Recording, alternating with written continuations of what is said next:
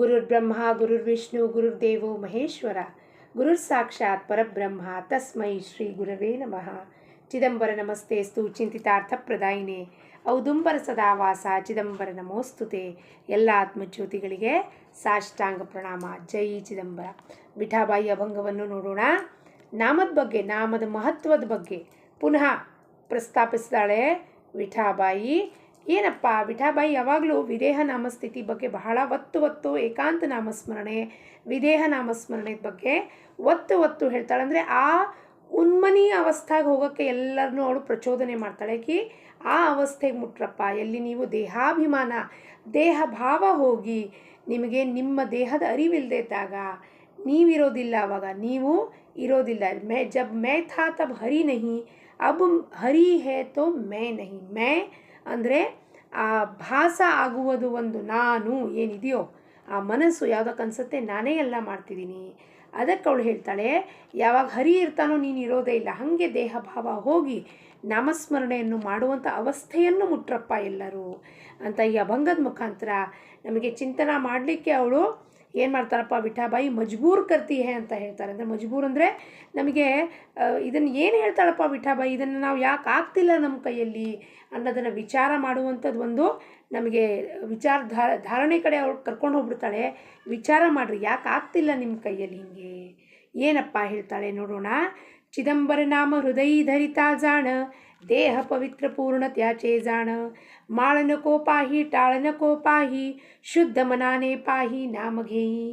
तीर्थ नको फिरू यात्रा नको करू, सदा एकांत राहू नाम घेता. नाम यावे जन्म मरण समयी पूर्ण, अभ्यास करिता जाण ह्याची खूण. विठाबाई म्हणे नाम नसे जेथे, व्यर्थ समजा सर्व तुम्ही तेथे. नामा विण व्यर्थ ಸರ್ವ ಜಾಣ. ಏನು ಹೇಳ್ತಾಳಪ್ಪ, ಇದು ಸಾಧಕರ ಅವಸ್ಥೆ. ಇದರಲ್ಲಿ ಮನಸ್ಸಿನ ಒಂದು ಹಂತಕ್ಕೂ ಬೋಧನೆ ಮಾಡಿದ್ದಾಳೆ. ಯಾರ ಮನಸ್ಸಿನ ಸ್ಥರ ನಾಮದಲ್ಲಿ ಅವಸ್ಥೆ ಹೆಂಗಾಗಿದೆಯೋ ಅಲ್ಲಿ ಅದನ್ನು ಆ ಥರ ಬೋಧನೆನ ನಾವು ತಗೋಬೇಕು. ವಿಪರೀತ ಭಾವಾರ್ಥವನ್ನು ಮಾಡಬಾರ್ದು. ಇದು ಒಂದು ಉನ್ಮನಿ ಅವಸ್ಥಾ ಸಾಧಕರಿಗೆ, ಮುಮುಕ್ಷುಗೆ ಅವಳು ಹೇಳ್ತಿದ್ದಾಳೆ. ಆದರೆ ಅದನ್ನು ಆ ಅವಸ್ಥೆ ಮುಟ್ಲಿಕ್ಕೆ ಇವೆಲ್ಲ ಬೇಸಿಕ್ ಸ್ಟೆಪ್ಸ್ ಏನಿದೋ ಅದನ್ನು ನಾವು ತಗೊಳ್ಳೇಬೇಕು, ಮಾಡಲೇಬೇಕು. ಅಂದರೆ ಏನಪ್ಪ ಅದನ್ನು ವಿಸ್ತಾರವಾಗಿ ನೋಡೋಣ. ಚಿದಂಬರ ನಾಮ ಹೃದಯ ಧರಿತಾ ಜಾಣ, ದೇಹ ಪವಿತ್ರ ಪೂರ್ಣ ತ್ಯಾಚೆ ಜಾಣ. ಚಿದಂಬರ ನಾಮವನ್ನು ಹೃದಯದಲ್ಲಿ ಯಾರು ಧಾರಣೆ ಮಾಡ್ತಾರೋ ಅವ್ರ ದೇಹ ಆವಾಗ ಪವಿತ್ರ ಆಗೋಗುತ್ತೆ, ಪೂರ್ಣವಾಗಿ ಪವಿತ್ರ. ಅಂದರೆ ಒಂದೊಂದೇ ಕುತ್ಕೊಂಡು ನಾವು ಅಕ್ಕಿನಲ್ಲಿ ಹೀಗೆ ಕಸ ತೆಗೆಯೋದು, ಇದು ತೆಗೆಯೋದು, ಹುಳ ತೆಗೆಯೋದು, ಕಲ್ಲು ತೆಗೆಯೋದಲ್ಲ. ಒಂದೇ ಸತಿಗೆ ಪರಿಪೂರ್ಣ ದೇಹ ಪೂರ್ಣವಾಗಿ ಪವಿತ್ರ ಆಗೋಗುತ್ತೆ. ಅಂದರೆ ಇಲ್ಲಿ ತನಕ ಪವಿತ್ರ ಇರಲಿಲ್ವೇನ್ರಿ? ಪವಿತ್ರ ಇಲ್ಲಿ ತನಕನೂ ನಮ್ಮ ದೇಹ ಪವಿತ್ರವಾಗಿದೆ. ಆದರೆ ನಾವು ಅದನ್ನು ಮರ್ತು ಹೋಗಿದ್ದೀವಿ. ಈ ದೇಹ ಒಂದ್ರು ಪವಿತ್ರ.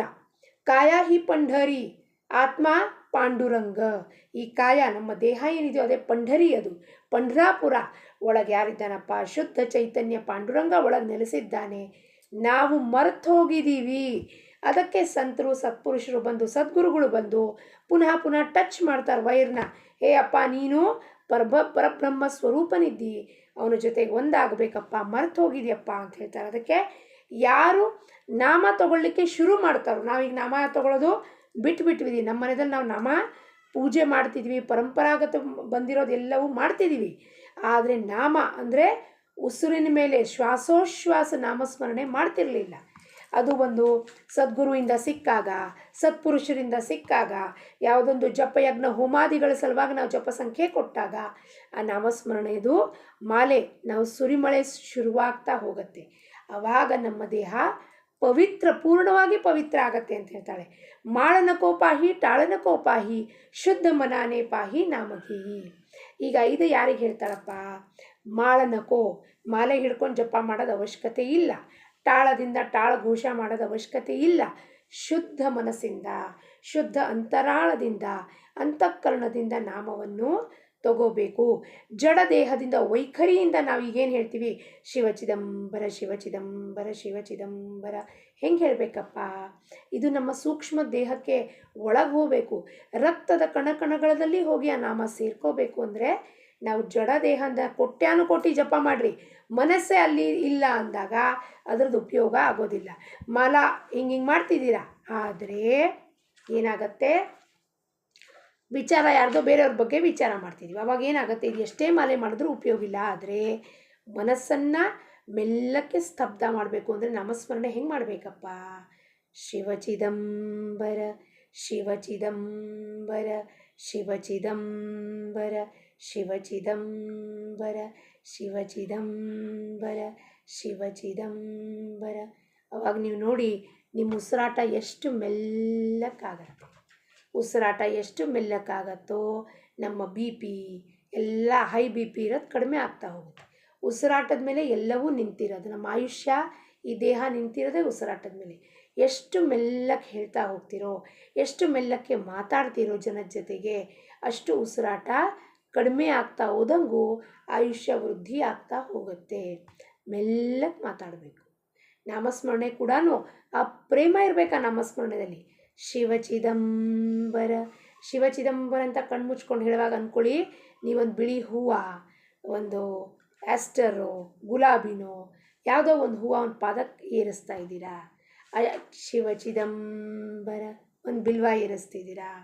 ಶಿವಚಿದಂಬರ ಹೀಗೆ ಕಣ್ಣು ಮುಚ್ಕೊಂಡು ಒಂದೊಂದೇ ನಾಮಕ್ಕೆ ಒಂದೊಂದು ಹೂ ಏರಿಸ್ತಾ ಇದ್ದೀರಾ ಅಂತ ಮಾನಸಿಕವಾಗಿ ಏರಿಸ್ತಾ ಹೋಗಿ. ಶಿವಚಿದಂಬರ ಶಿವಚಿದಂಬರ ಶಿವಚಿದಂಬರ. ನೀವು ಹೂ ಏರಿಸಿದ ಒಂದು ಪಾದಕ್ಕೆ ಮುಟ್ತಾ ಇದೆ ಅಂತ ಕಲ್ಪನಾ ಮಾಡ್ಕೊಳ್ಳಿ. ಆವಾಗ ಎಷ್ಟು ನಾಮ ಮೆಲ್ಲಕ್ಕಾಗತ್ತೋ ಅಷ್ಟು ಹೊತ್ತು ನೀವು ಅವನ ಜೊತೆ ಇರೋ ಸಾಧ್ಯತೆ ಆಗುತ್ತೆ. ನಾವೇನು ಮಾಡ್ತೀವಿ, ಶಿವಚಿದಂಬರ ಶಿವಚಿದಂಬರ ಶಿವಚಿದಂಬರ. ಎಲ್ಲಿ ಓಡಿ ಹೋಗಬೇಕಾಗಿದೆ ನಮಗೆ? ಎಲ್ಲೂ ಓಡಿ ಹೋಗಂಗಿಲ್ಲ. ಅವನ ಜೊತೆ ಎಷ್ಟೊತ್ತು ಮೆಲ್ಲಕ್ಕೆ ನೀವು ನಾಮಸ್ಮರಣೆ ಮಾಡ್ತೀರೋ ಅಷ್ಟೊತ್ತು ಪರಮಾತ್ಮನ ಜೊತೆ ಇರುವ ಸಾಧ್ಯತೆ ಆಗತ್ತೆ. ಮಾಳನ ಕೋಪಾಹಿ ಟಾಳನ ಕೋಪಾಹಿ. ಆದರೆ ಮೊದಲು ನಮಗೆ ಯಾವಾಗ ನಾವು ಸಾಧಕರ ಬೇಸಿಕ್ ಲೆವೆಲ್ನಲ್ಲಿ ಇರ್ತೀವೋ ಮಾಳಿನಿಂದನೇ ಜಪ ಮಾಡಬೇಕು, ತಾಳ ತಗೊಂಡು ಕೀರ್ತನ ಮಾಡಬೇಕು. ಆವಾಗ ಈ ದೇಹ ಶುದ್ಧ ಆಗತ್ತೆ, ಮನಸ್ಸು ಶುದ್ಧ ಆಗತ್ತೆ. ದೇಹ ಭಾವ ಹೋಗ್ತಾ ಹೋಗ್ತಾ ಮನಸ್ಸೊಳಗೆ ನಾಮಸ್ಮರಣೆ ಶುರುವಾಗತ್ತೆ. ಅದಕ್ಕೆ ಯಾರು ಉನ್ಮನಿ ಅವಸ್ಥಾದಲ್ಲಿದ್ದಾರೋ ಅವರಿಗೆ ಮಾಳು ಇವೆಲ್ಲ ಬೇಕಾಗಿಲ್ಲ. ತೀರ್ಥ ನಕೋಫಿರು ಯಾತ್ರಾ ನಕೋಫಿರು ಸದಾ ಏಕಾಂತ ರಾಹು ನಾಮಗೀತ. ತೀರ್ಥಕ್ಕೆ ಹೋಗಬೇಡ, ಯಾತ್ರಾ ಹೋಗಬೇಡ, ಸದಾ ಏಕಾಂತದಲ್ಲಿದ್ದು ಮನೆಯಲ್ಲಿ ನಾಮ ತಗೊಳ್ತಾ ಹೋಗಪ್ಪ. ಹಾಗಂದ್ರೆ ಇದ್ಯಾರಿಗೆ ಹೇಳ್ತಿದ್ದಾರೆ ಮತ್ತೆ? ಈಗ ನಮ್ಮ ಮನಸ್ಸು ಚಂಚಲ ಇರುತ್ತೆ. ಅದಕ್ಕೆ ನೀವು ತೀರ್ಥಕ್ಕೆ ಹೋಗಬೇಡಿ ಅಂದರೆ ಕೇಳೋದಿಲ್ಲ. ಎಲ್ಲ ತೀರ್ಥಕ್ಕೆ ಹೋಗ್ಬರ್ರಿ, ಎಲ್ಲ ಯಾತ್ರಾ ಮಾಡ್ಕೊಂಬರ್ರಿ. ಒಂದು ದಿವಸ ನಿಮಗೆ ಬೇಜಾರಾಗಿ ನೀವೇ ಎಲ್ಲೂ ಹೋಗೋದು ಬಿಡ್ತೀರಿ. ನೀವು ಬೇಡಪ್ಪ ಸಾಕಾಯ್ತು, ಇನ್ನಂತೂ ಸಾಕು, ಎಲ್ಲಿ ಹೋದರೂ ಸಾನು ಒಂದೇ ಮಾತು. ಎಲ್ಲಿವರೆಗೂ ಮನಸ್ಸಿಗೆ ಅರಿವಾಗೋದಿಲ್ವೋ ಎಲ್ಲ ತೀರ್ಥನೂ ಒಂದೇ ಇರುತ್ತೆ. ಒಂದು ತೀರ್ಥದಲ್ಲಿ ಮುಳುಗಿದ್ರೂ ಅಷ್ಟೇ, 10 ತೀರ್ಥದಲ್ಲಿ ಮುಳುಗಿದ್ರೂ ಅಷ್ಟೇ. ಒಂದು ಯಾತ್ರಾ ಮಾಡಿದ್ರೂ ಅಷ್ಟೇ, 10 ಯಾತ್ರಾ ಮಾಡಿದ್ರೂ ಅಷ್ಟೇ. ಮನಸ್ಸು ಚಂಚಲ ಇರೋದಕ್ಕೆ ಪದೇ ಪದೇ ಹೊರಗಡೆ ಹೋಗಬೇಕು ಅಂತ ಆಸೆ ಆಗುತ್ತೆ. ಅದಕ್ಕೆ ಈ ಆಸೆ ಎಲ್ಲ ಪೂರೈಸ್ಕೊಳ್ರಿ. ಒಮ್ಮೆ ಎಲ್ಲ ಆಸೆ ಪೂರೈಸ್ತು, ಇನ್ನೆಲ್ಲೂ ಹೋಗೋಕ್ಕೆ ಮನಸ್ಸು ಬರ್ತಿಲ್ಲ ಅಂದಾಗ ಏಕಾಂತದಲ್ಲಿ ಕೂತ್ಕೊಂಡು ನಾಮಸ್ಮರಣೆ ಮಾಡಿ.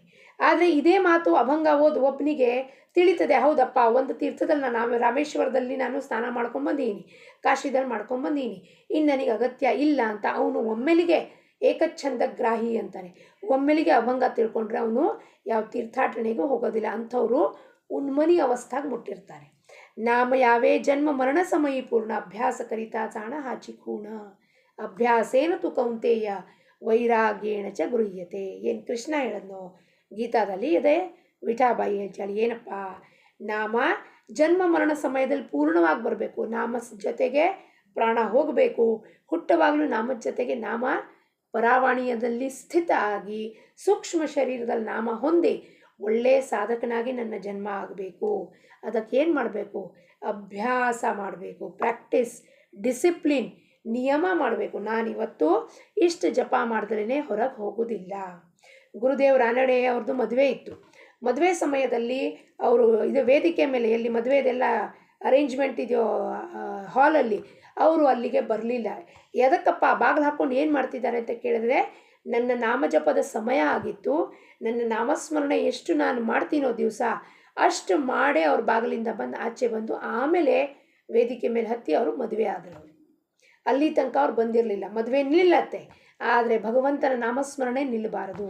ಮದುವೆ ಏನಿಲ್ಲ, ಮದುವೆ ಯಾವ ಮುಹೂರ್ತನೂ ಎಲ್ಲೂ ಓಡೋಗೋದಿಲ್ಲ. ಯಾವ ಮುಹೂರ್ತದಲ್ಲಿ ನಾಮಸ್ಮರಣೆ ಜೊತೆಗೆ ಯಾವ ಮುಹೂರ್ತದಲ್ಲಿ ತಾಳಿ ಕಟ್ತೀವೋ ಅದೇ ಮುಹೂರ್ತ ಶ್ರೇಷ್ಠ ಅಂದ್ಬಿಟ್ಟು ಅವ್ರ ನಾಮಸ್ಮರಣೆ ಫಿನಿಷ್ ಮಾಡಿ ಆಮೇಲೆ, ಅಂದರೆ ಎಂಥ ನಿಷ್ಠ, ಎಂಥ ನಿರ್ಧಾರ, ಎಂಥ ನಾಮದ ಮೇಲೆ ಅಖಂಡವಾದ ಪ್ರೇಮ, ಅಂಥವ್ರೆ ಇಂಥ ಕಾರ್ಯ ಮಾಡಲಿಕ್ಕೆ ಸಾಧ್ಯ. ಇಲ್ಲಾಂದರೆ ನಾವು ಫಸ್ಟು ಮದುವೆ ಎಲ್ಲ ಮಾಡ್ಕೊಳ್ಳೋಣ, ಮಕ್ಕಳೆಲ್ಲ ಆಗಲಿ, ಜವಾಬ್ದಾರಿ ಕಳೀಲಿ, ಆಮೇಲೆ ವಯಸ್ಸಿಂದ 60-70ನೇ ವಯಸ್ಸಲ್ಲಿ ನಾಮಸ್ಮರಣೆ ಮಾಡೋಣ ಅಂತ ವಿಚಾರ ಮಾಡ್ತೀವಿ. ವಿಠಾಬಾಯಿ ಮಣೆ ನಾಮ ನಸೇತೆ ಜೇತೆ ವ್ಯರ್ಥ ಸಂಜ ಸರ್ವ ತುಮೀತೇತೆ. ನಾಮ ವೀಣ ವ್ಯರ್ಥ ಸರ್ವ ಜಾಣ. ವಿಠಾಬಾಯಿ ಹೇಳ್ತಾಳೆ, ಎಲ್ಲಿ ನಾಮ ಇಲ್ಲವೋ ಅಲ್ಲಿ ಎಲ್ಲವೂ ವ್ಯರ್ಥ. ನಮ್ಮ ಜೀವನನೇ ವ್ಯರ್ಥ. ಯಾಕಪ್ಪ ಅಂದರೆ ಮಾನವ ಜನ್ಮ ಜಂತೂನಾಂ ನರಜನ್ಮ ದುರ್ಲಭಂ. ಶಂಕರಾಚಾರ್ಯರು ಏನು ಹೇಳಿದ್ರು? ಮಾನವ ಜನ್ಮ ಎಷ್ಟು ದುರ್ಲಭವಾಗಿ ಸಿಕ್ಕಿದ್ಯಪ್ಪ. ಪ್ರಾಣಿ ಪಶುಗೆ ವಾಣಿ ಕೊಡಲಿಲ್ಲ, ನಾನು ನಿಮಗೆ ಕೊಟ್ಟಿದ್ದೀನಿ. ಏನಕ್ಕೆ? ನನ್ನನ್ನು ಬಾಯಿ ತುಂಬ ಕೊಂಡಾಡೋಕ್ಕೆ. ಕೊಂಡಾಡಿ, ಹಾಡಿ, ಹೊಗಳಿ, ಕೀರ್ತನ ಮಾಡಿ, ಅಭಂಗ ಹೇಳಿ, ಕೃತಿಗಳನ್ನು ಹೇಳಿ, ನೀವು ಎಷ್ಟು ಹೇಳಿದ್ರೂ ನನಗೆ ಸಾಲದು. ಭಕ್ತವತ್ಸಲ, ಭಕ್ತನ ಭಕ್ತಿಗೆ ಪ್ರೀತಿಗೆ ಕಟ್ಟು ಬೀಳ್ತಾನೆ, ಓಡೋಡಿ ಬರ್ತಾನೆ, ಭಕ್ತನ ಸಂರಕ್ಷಣೆ ಮಾಡ್ತಾನವನು. ಅದಕ್ಕೆ ನಾಮದ ಹೊರತಾಗೆಲ್ಲವೂ ವ್ಯರ್ಥ ಇದೆ ನಿಮ್ಮ ಹತ್ರ ಏನು ಬೇಕಾದಿರಲಿ, ಗಾಡಿ, ಆಸ್ತಿ, ಅಂತಸ್ತು, ಬಂಗಲೆ, ಆದರೆ ಅದರಲ್ಲಿ ಭಗವಂತನ ಅಧಿಷ್ಠಾನ, ಭಗವಂತನ ಅನುಸಂಧಾನ, ಭಗವಂತನ ಪ್ರೇಮ, ಭಗವಂತನ ಭಕ್ತಿ ಇಲ್ಲ ಅಂದರೆ ಎಲ್ಲವೂ ವ್ಯರ್ಥ ಜಾಣ ಅಂತ ವಿಠಾಬಾಯಿ ಹೇಳಿಬಿಟ್ಟಿದ್ದಾಳೆ. ವಿಠಾಬಾಯಿ ಶಬ್ದಗಳಿದು. ಸರ್ವಕಾಹಿ ವ್ಯರ್ಥ ಜಾಣ, ಎಲ್ಲವೂ ವ್ಯರ್ಥ, ನಿರರ್ಥಕ, ಯಾವುದಕ್ಕೆ ಅರ್ಥನೇ ಇಲ್ಲ ಅದಕ್ಕೆ. ಎಲ್ಲಿ ಭಗವಂತನ ಪ್ರೇಮದಿಂದ ಒಂದು ವಸ್ತು ತಗೊಂಡಿಲ್ವೋ, ಎಲ್ಲಿ ಭಗವಂತನ ನಾಮದಲ್ಲಿ ಒಂದು ವಸ್ತುನ ಕಟ್ಟಿಲ್ವೋ, ಒಂದು ಮನೆ ಕಟ್ಟವಾಗೂ ಕೂಡ ಅಲ್ಲಿ ಭಗವಂತನ ಹೆಸರಿಂದ ಹಚ್ಚಿಬಿಡ್ತೀವಿ. ಆದರೆ ಎಷ್ಟು ಜನ ಮನೆಯಲ್ಲಿ ಇರ್ತಾರ್ರಿ? ನಾನು, ನನ್ನ ಗಂಡ, ನನ್ನ 2 ಮಕ್ಕಳು. ಮತ್ತು ಹೊರಗಡೆ ಬರ್ತಿದ್ದೀರಾ, ಇವನ್ ಕೃಪಾ, ಸ್ವಾಮಿ ಕೃಪಾ, ಆ ಕೃಪಾ, ಈ ಕೃಪಾ, ರಾಮ್ ಕೃಪಾ, ರಾಮನಿಲಯ ಅಂತೆಲ್ಲ ಬರ್ದಿದ್ದೀರಾ. ಎದಕ್ಕೆ ಬರ್ದಿದ್ದೀರಾ? ನಾವು ಯಾರು ಇರ್ತೀವಿ? 4 ಜನ ಅಲ್ಲ, 5 ಜನ ಇರ್ತೀವಿ. 3 ಜನ ಇದ್ದರೆ 4 ಜನ ಇರ್ತೀವಿ. ಯಾರು? ನಾನು ಫಸ್ಟ್ ಹೇಳಬೇಕು, ಚಿದಂಬರ, ನನ್ನ ಗಂಡ, ನನ್ನ ಮಕ್ಕಳು, 4 ಜನ ಇರ್ತೀವಿ ನಾವು. ಇಲ್ಲ 5 ಜನ ಇರ್ತೀರಾ? Chidambara. Head of the family ಯಾರು? ಮುಖ್ಯಸ್ಥ ಚಿದಂಬರ. ನನ್ನ ಗಂಡ, ನನ್ನ ಮಕ್ಕಳು, ನಮ್ಮ ಅಜ್ಜಿ, ಅವರು ಇವರು. ಆದರೆ ಮುಖ್ಯಸ್ಥ ಯಾರು? ಚಿದಂಬರ. ಕೇವಲ ಮನೆ ಬಾಗಿಲು ಹೊರಗಡೆ ಬರೆದುಬಿಟ್ಟು ಚಿದಂಬರ ನಿಲಯ, ಚಿದಂಬರ ಕೃಪಾ, ಅದು ಇದು ರಾಮನಿಲಯ, ಹನುಮಂತ ನಿಲಯ ಇವೆಲ್ಲ ಬರೆದುಬಿಟ್ರೆ ಏನೂ ಆಗೋದಿಲ್ಲ. ನಮ್ಮ ಮನೆಯಲ್ಲಿ ಎಷ್ಟು ಜನ ಇದ್ದಾರೆ ಅಂದರೆ ನೀವೇನು ಹೇಳಬೇಕು? 5 ಜನ ಇರ್ತಾರೆ, 4 ಜನ ಇರ್ತಾರೆ, 2 ಜನ ಇದ್ದರೆ 3 ಜನ ಹೇಳಬೇಕು. ಯಾರಪ್ಪ? ಚಿದಂಬರ, ನಾನು, ನಮ್ಮ ಮನೆಯವರು. ಹಂಗೆ ಹೇಳಿದಾಗ ಆ ಪ್ರೀತಿ ಏನಾಗತ್ತಪ್ಪ? ಬರ್ತಾ ಹೋಗುತ್ತೆ, ಭಕ್ತಿ ಹುಟ್ಟುತ್ತಾ ಹೋಗುತ್ತೆ ನಮಗೆ. ಅವನ ಬಗ್ಗೆ ಹೇಳಬೇಕಪ್ಪ, ಅವ್ನು ನಮ್ಮ ಮನೆಯಲ್ಲಿ ಇದ್ದಾನವನು, ನಮ್ಗೆ ಯಾಕೆ ಕಾಣಿಸ್ತಿಲ್ಲಪ್ಪ, ಯಾಕೆ ನಮ್ಗೆ ಅನ್ನಿಸ್ತಿಲ್ಲ ಅಂದರೆ ಅವನ ಬಗ್ಗೆ ಪ್ರೀತಿ ಪ್ರೇಮ ಇಲ್ಲ. ನಾವೆಲ್ಲ ಮೂರ್ತಿದಲ್ಲಿ ಕೂತಿದ್ದಾನೆ, ಫೋಟೋದಲ್ಲಿ ಕೂತಿದ್ದಾನೆ, ಅವನಿಗೇನು ಗೊತ್ತಾಗತ್ತೆ ನಾವೇನು ಹೇಳ್ತೀವಿ? ಸರ್ವ ವ್ಯಾಪಕ ಮಾಝಾ ಚಿದಂಬರ, ಸರ್ವ ಸಾಕ್ಷೀಭೂತ ಮಾಝಾ ಚಿದಂಬರ, ಸರ್ವಾಭೂತಿ ಮಾಝಾ ಚಿದಂಬರ. ಎಲ್ಲರಲ್ಲೂ ಇದ್ದಾನೆ, ಆಮ್ನಿಸಿಯೆಂಟ್, ಆಮ್ನಿ ಪ್ರೆಸೆಂಟ್, ಆಮ್ನಿ ಪೋಟೆಂಟ್, ಎಲ್ಲರಲ್ಲೂ ಇದ್ದಾನೆ, ಎಲ್ಲ ಕಡೆ ಇದ್ದಾನೆ, ಯಾವಾಗಲೂ ಇದ್ದಾನೆ. ಅಂದಮೇಲೆ ನಮ್ಮ ಬಾಯಲ್ಲಿ ಏನು ಬರಬೇಕು? ನಾವು 5 ಜನ ಇರ್ತೀವಿ. ವಿಠಾಬಾಯಿ ಹೇಳ್ತಾಳೆ, ಪ್ರತಿಯೊಂದು ಕ್ಷಣವೂ ಶ್ವಾಸದ ಮೇಲೆ ನಾಮ ತಗೊಳ್ಳಿ. ನಿಮ್ಮ ರಕ್ತದ ಕಣಕಣಗಳಲ್ಲಿ, ನಮ್ಮ ರಕ್ತದ ಕಣಕಣಗಳಲ್ಲಿ, ರಕ್ತವಾಹಿನಿಯಲ್ಲಿ, ಕೋಶಿಕೆಯಲ್ಲಿ, ರೋಮ ಛಿದ್ರಗಳಲ್ಲಿ ನಾಮ ಹೋಗಿ ಹಿಂಗೆ ಬೆರ್ತ್ಕೋಬೇಕು. ನಮ್ಮ ಎಲ್ಲಿ ಕೈ ಹಿಡ್ಕೊಂಡ್ರೆ ಅಲ್ಲಿ ಸಾಕು, ಅಲ್ಲಿ ಚಿದಂಬರ ಚಿದಂಬರ ಕೇಳಿಸ್ಬೇಕು. ಇಲ್ಲಿ ಕೈ ಇಟ್ಟರೆ ಚಿದಂಬರ ಚಿದಂಬರ, ಕಿವಿ ಇಟ್ಟರೆ ಚಿದಂಬರ ಚಿದಂಬರ. ಎಲ್ಲಿ ನಿಮ್ಮ ಶರೀರದ ಅಂಗಾಂಗಗಳಲ್ಲಿ, ಅವಯವಗಳಲ್ಲಿ, ಕಣಕಣಗಳಲ್ಲೂ ಚಿದಂಬರ ಚಿದಂಬರ ಚಿದಂಬರ ನಾಮಘೋಷ ಆಗ್ತಿರಬೇಕು. ಅಂಥದ್ದೊಂದು ಮಹದ್ಭಾಗ್ಯ ನಮ್ಮೆಲ್ಲರಿಗೂ ಲಭಿಸಲಿ ಅಂತ ಸ್ವಾಮಿ ಚರಣದಲ್ಲಿ ಪ್ರಾರ್ಥನೆ ಮಾಡುತ್ತಾ, ಲೋಕ ಸಮಸ್ತ ಸುಖಿನೋ ಭವಂತು. ಜೈ ಚಿದಂಬರ.